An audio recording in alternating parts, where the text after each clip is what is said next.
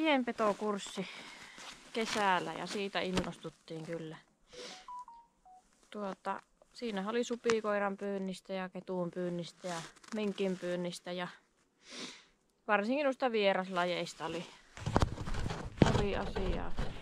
Hyvä kurssi oli Kemiinmaan riistayhdistys ja Kemin porukka.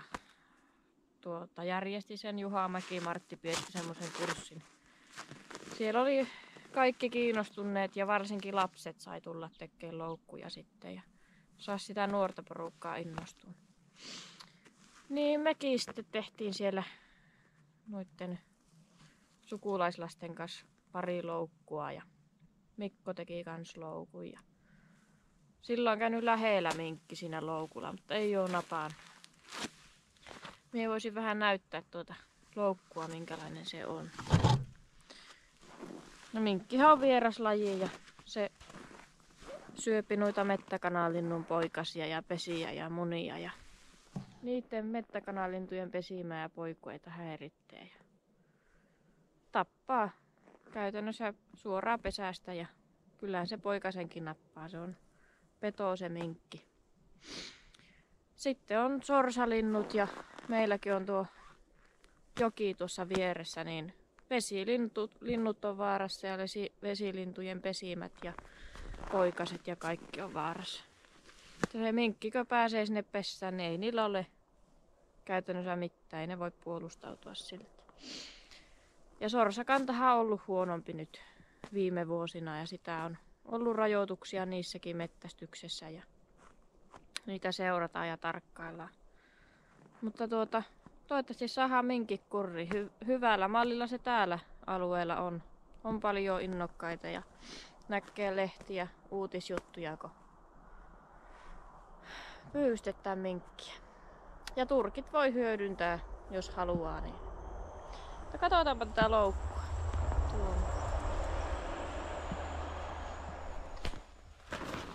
Eli loukku keinulaudalla. Tuossa on keinulauta. Minkki menee tuosta sisälle. Niin keinulauta tekee tämmösen liikkeen. Siellä on rauat. Ne estää, että se ei pääse takaisin perruuttaan tuolta, kun se menee tuo puoliväli yli. Tuolla on semmonen rauta näkyy puolessa välissä täällä. Sen ohi kun se menee, niin sinne se jääpi.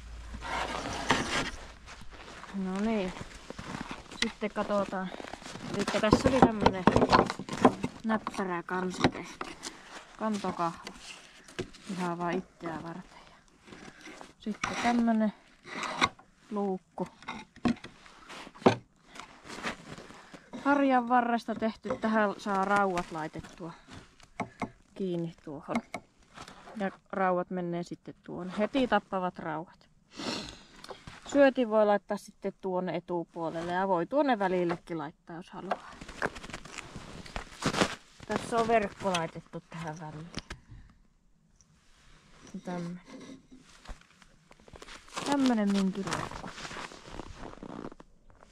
Kätevä.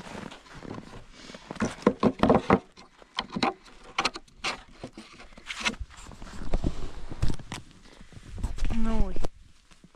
Lähdemme sitten laittamaan se loukku käyttöön. Serkkupoika soitteli, että niilläkin on joen rannalla tuossa talo, niin minkkiä näkyy olevan ja liikkuvan siinä. Otamme talteen, niin saadaan sorsia kuule kesäksi ja ensi kesäksi, että onnistus poikuudet. Niin katsotaan. Lähdemme virittämään.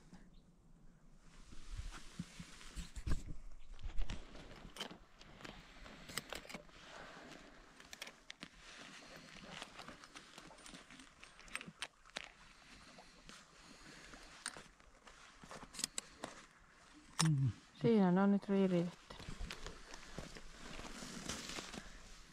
Minkki menee tuosta välistä. Viiksiin osuu. Tai pitäisi vissi osua. Ja sitten ne laukeaa.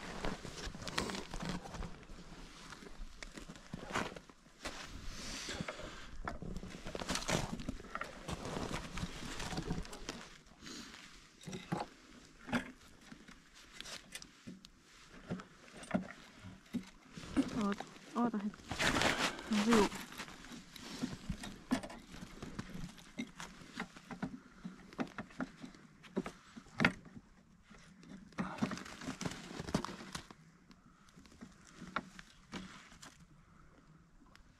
Vitsikö, otaanko siellä vähän häkää kaveri?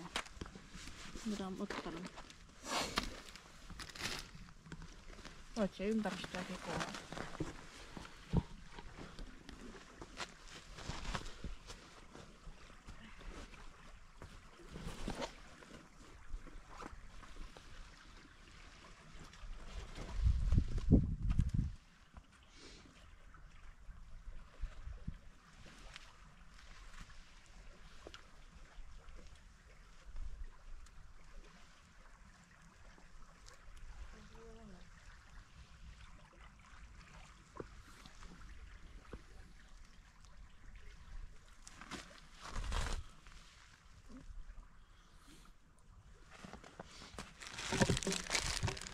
Mitäs kuvata sillä kerralla onnistuneesti? Ei tarvitsisi aina leikata.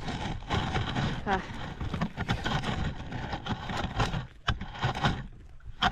No Juhalla niin rinteinen tämä mäki.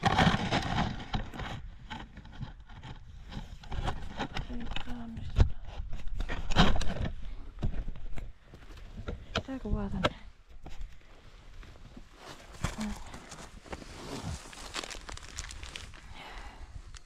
Royal Canin cocktail syöttiksi.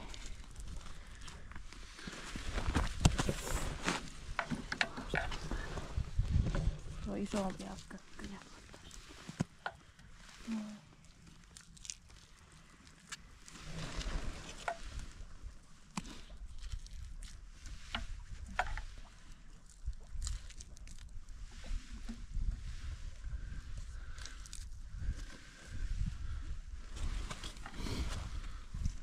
Vähän toisellekin puolelle.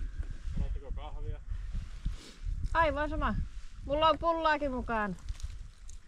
Meilläkin on jotakin. Mulla on mukaan.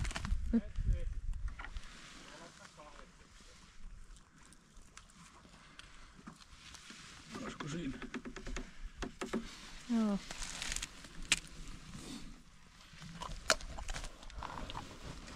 Nyt paneutuu käy.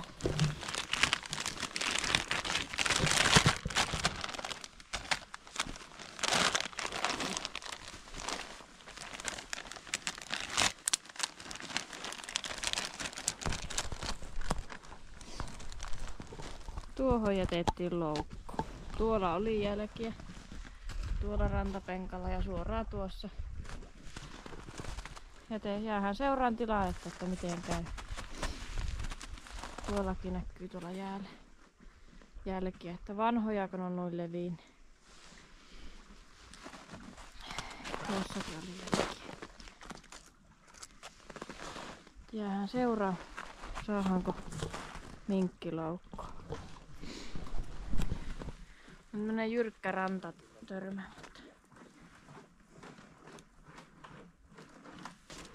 Katsotaan saadaanko minkkiloukku. Sitä käydään vähintään kerran viikossa. Joka toinen päivä olisi hyvä käydä katsomassa sitä. Seurata sitä tilannetta. Tai ei siinä. Se oli semmonen video se. Niin katsotaan mitä tulee. Toivotaan, että se kärppä ei tuu sinne loukkuun. Toivotaan minkkiä. Tuohon se jää. Oota. Hienon näköinen ranta.